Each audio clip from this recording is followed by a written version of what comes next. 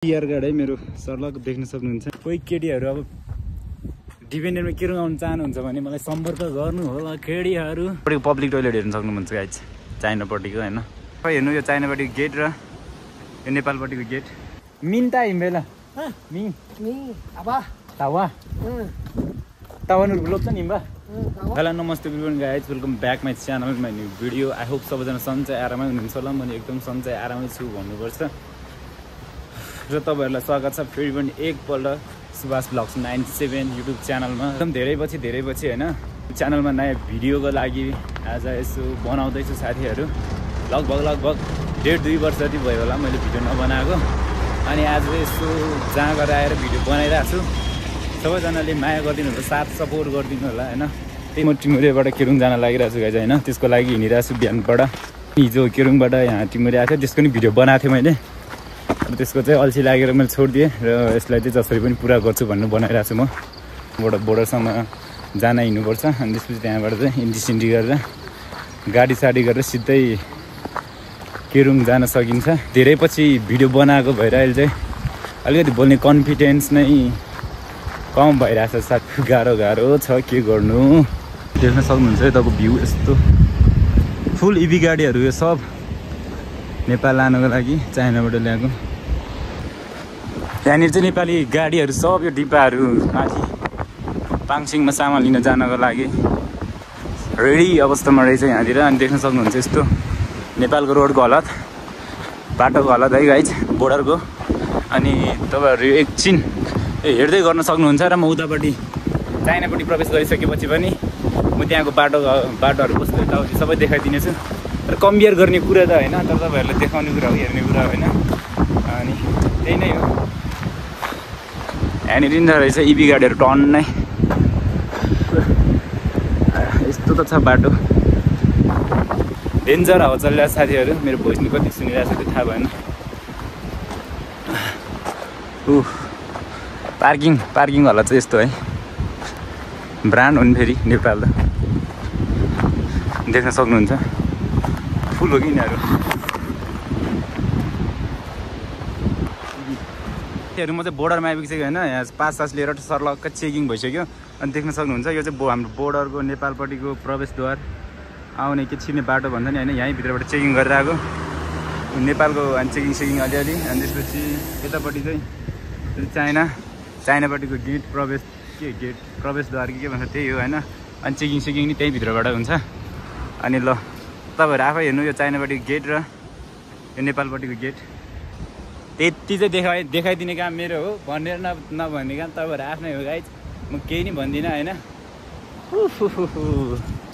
देख्न सक्नुहुन्छ बोर्डरको अवस्था, यतापट्टिको अवस्था र उतापट्टिको अवस्था। र अहिलेसम्म चाहिँ केरुङ जाने एकजना मान्छे नि मैले भेटेको छैन होइन। साथीहरू अहिले चाहिँ म होइन यतापट्टि चाइनापट्टि छिरिसक्यो। त्यसपछि त्यहाँ गाडी रहेछ। के साह्रो हावा चलेको यार छैन त नि साथीहरू। कोही नि म छिटो भयो कि ढिलो भयो कि कोही नि नआहो केरुङ म एक्लै जानला हो कि। अब म एक्लै गएर के गर्ने, उताबाट छिरेर गाडीमा 7-8 जना मान्छे पुगेन भने त्यो सिट फुल भएन भने लग्ने कुरा हुँदैन।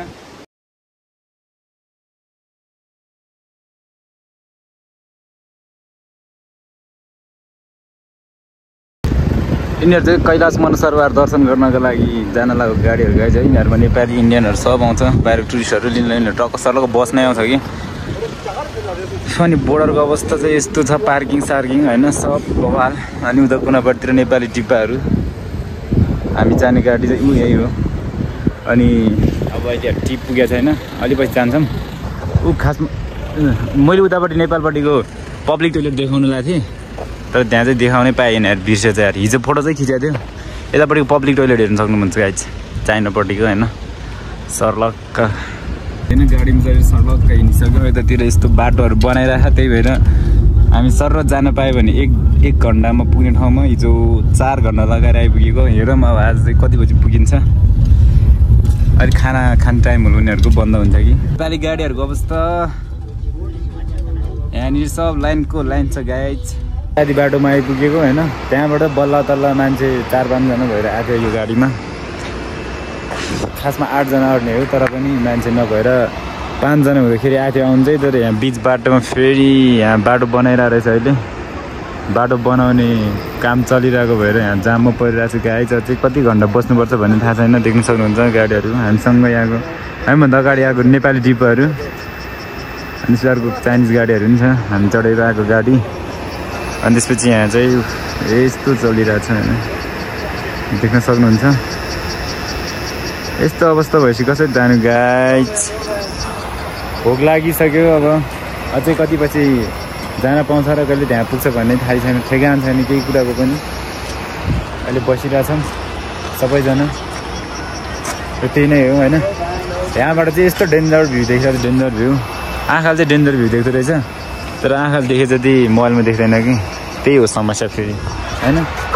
गाह्रो我们铺着有那么亏气啊，有附着就可以，办个附件要多少钱？5000。5000。你报5000嘛？你给5000。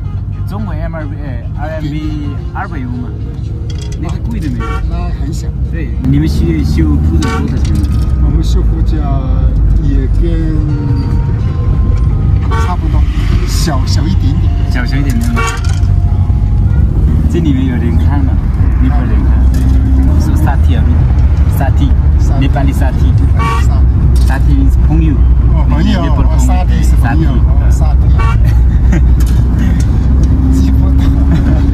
यो मान्छे काठमाडौँ बसेको अरे होइन अनि अहिले थाहा छ गर्न लागिरहेको रहेछ।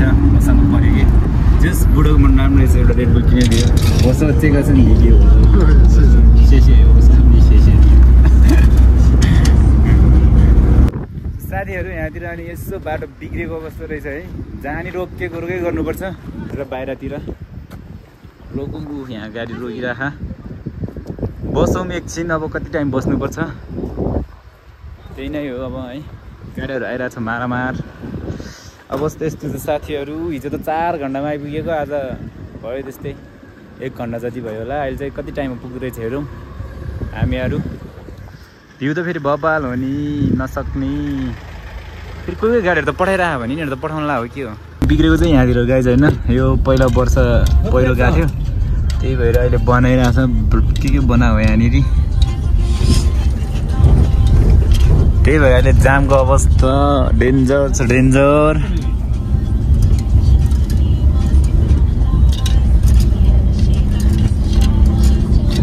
फुल टु फुल बिग्रेको यहाँनिर चाहिँ। पहिला बिग्रेर पहिला वर्ष 1 महिना जति बन्द भएको थियो अनि यसपालि नै अब बर्खा सुरु भएपछि चाहिँ बिग्रिन्छ होला। साथीहरू म चाहिँ अब फाइनली केरुङ आइसक्यो होइन। अनि आएर यहाँ झरिसक्यो। म चाहिँ यहाँ आधी बाटोमै झरेको। आधी बाटोमा होइन त केरुङभित्र नगएको। अहिले यसो साइडबाटै झरेर हिँड्दै रुम जान्छौँ यहाँबाट। अनि रुम गएर अब यसो लुगासुगा धुनु पऱ्यो साथीहरू। अनि लुगासुगा धुएर घुम्न हिँड्नुपर्छ। वर्षमा एकचोटि धुने लुगा हो सार्लक अब धोइदिनु पऱ्यो के छ होइन। देख्न सक्नुहुन्छ अब केरुङ भ्यू।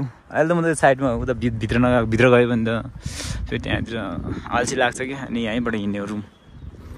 यहाँ दाइको साइकल चलाएर हिँड्दा छु अल्छी लागेर।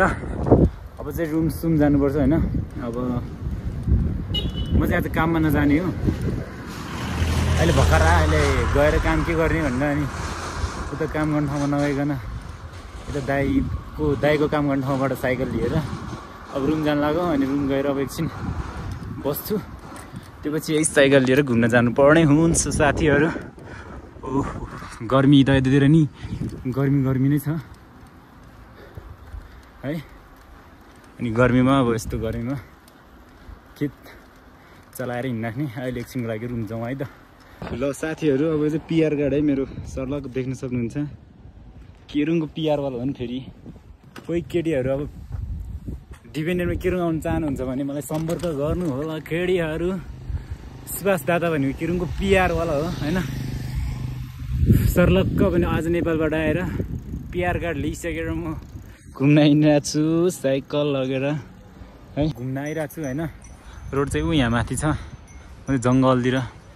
जङ्गल त्यस्तो साह्रो जङ्गल त होइन। गोठा लगाएको साथीहरू आएर यहाँ केरुङमा यसो गाई पालन गरेको। गाईहरू कहाँ हिँड्छ भने राम्रोसँग एक ठाउँ बस्दैन। त्यही भएर म चाहिँ यसो गोठालो हेर्नु आइरहेको छु।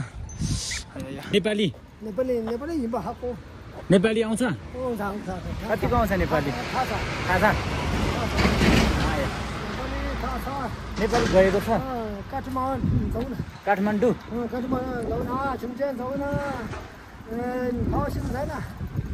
बुढी छ कि छैन बुढी बुढी छ कि छैन बुढी छ कि छैन बुढी बुढी लाउफु लाउफु किरुङ्डी लाउफु ताला स्टिभर छ किरुङ्डी तायो तालाब्ला केन्छ चाहिँ धन्य फेम केन्छ जी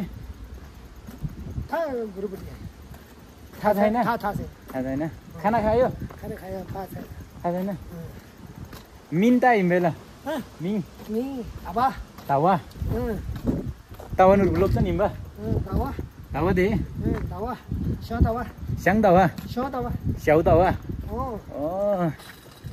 ला ngay झिला यो चाहिँ म होइन साइकल ठेल्दै चलाउँदै यहाँनिर आइपुगिसकेको छु जङ्गलमा तपाईँ लाग्यो टाउको कतिबेला जस्तो भयो गर्मीले यहाँबाट अब हामी जानेछौँ फेरि अलिकति अब यो उकालो सकिन लागेपछि चाहिँ अलिकति उकालो छ यो उकालो सकिनै लाग्छ अब उकालो सकिएपछि चाहिँ फेरि ओह्रालो आइहाल्छ त्यहाँ